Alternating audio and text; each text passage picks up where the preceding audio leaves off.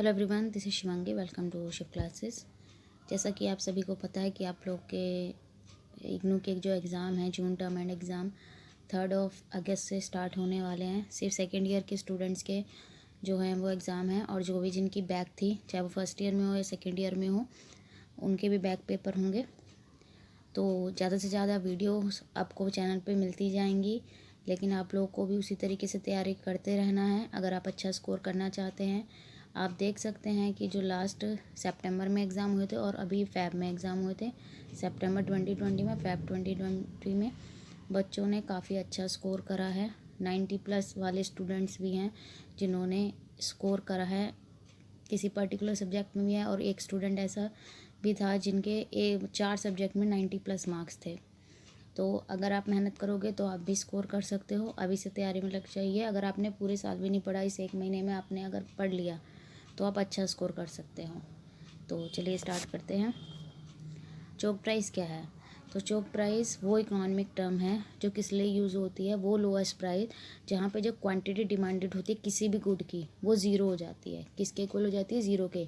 Means कि वो price जहाँ पे क्या हो जाती है, जो डिमांड है वो ज़ीरो हो जाती है किसी भी पर्टिकुलर गुड की। अब किसी की भी डिमांड ज़ीरो क्यों होगी किसी गुड की? जाहिर सी बात है, उसका प्राइस इतना ज़्यादा हो जाएगा, ठीक है। तो वो प्राइस इतना ज़्यादा हो जाएगा कि जो लोग हैं वो उतना प्राइस पे नहीं कर सकते। तो वहाँ पे उस पॉइंट पे आके, ठीक है, उस पर्टिकुलर प्राइस पे आके उसकी जो डिमांड है वो ज़ीरो हो जाएगी। तो उसी को हम क्या कहते हैं? चोक प्राइस कहते हैं। At any price below the choke price consumer will demand some quantity of the good. और जो चोक प्राइस के नीचे का प्राइस होगा, ठीक है, चोक प्राइस मान लीजिए हमने देख लिया, ये हमारा डिमांड स्केड्यूलर जो होता है डाउनवर्ड स्लोपिंग, ठीक है, ये पॉइंट पे डिमांड हो रही है, ठीक है। एक प्राइस ऐसा आ जाएगा, मान लीजिए यहाँ पे चोक प्राइस है 50 रुपीज़ है। 50 रुपीज़ की जो बिलो में जितने भी प्राइस होंगे उस पर आप कुछ ना कुछ क्वांटिटी डिमांड करेंगे, ठीक है। कुछ ना कुछ क्वांटिटी क्या करेंगे? आप डिमांड करेंगे, क्योंकि उतना प्राइस आप पे कर सकते हैं। At any price equal to और above the choke price consumer will not express any demand for the good.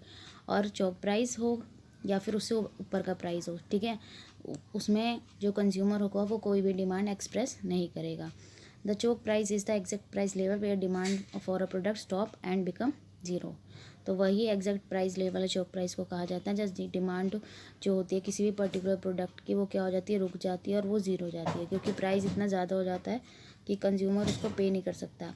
As pricing near the choke price consumer start to search for alternative. अब जाहिर सी बात है कि किसी भी प्रोडक्ट का price इतना हाई हो गया है कि भाई आप उसको पे नहीं कर सकते, तो आप उसका अल्टरनेटिव ढूंढना स्टार्ट कर दोगे कि भाई मार्केट में उसका कोई और सब्स्टिट्यूट है, कि भाई मैं उसकी जगह कोई दूसरा प्रोडक्ट यूज़ कर सकता हूँ, ठीक है, जो मुझे same satisfaction they.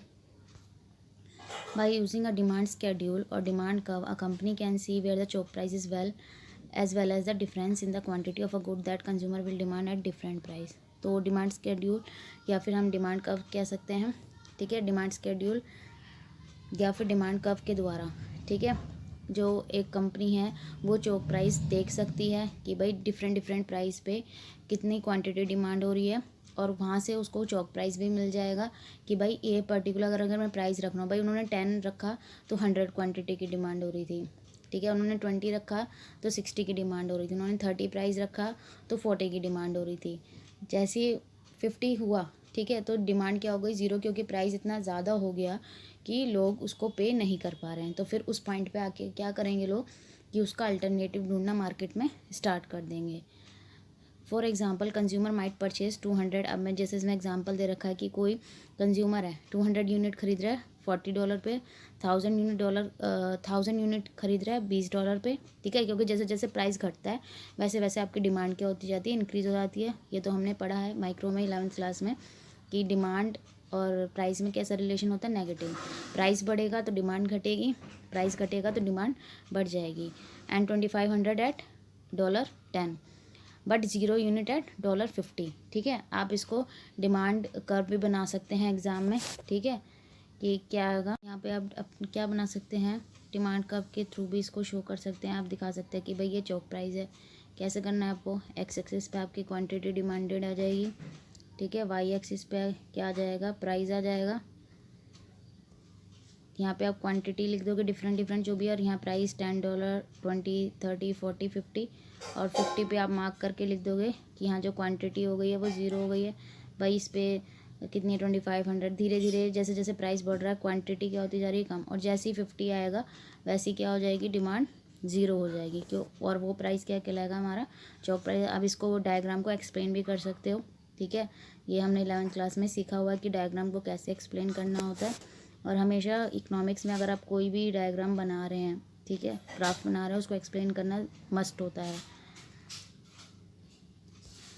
As the price near the choke price it encourages more buyer to look at substitute and alternative, ठीक है। जैसे ही चौक प्राइस पे के पास पहुंचेगा एक कंज्यूमर कि भैया प्राइस मेरे जो इनकम से बाहर हो चुका है, अब मैं इसको पे नहीं कर सकता हूँ, तो वो उस टाइम पे उसका अल्टरनेटिव सब्सटीट्यूट ढूंढना मार्केट में स्टार्ट कर देगा। आई होप आपको ये टॉपिक क्लियर हो गया होगा। अगर वीडियो अच्छी लगी हो तो like it, share it and subscribe my channel. Thank you.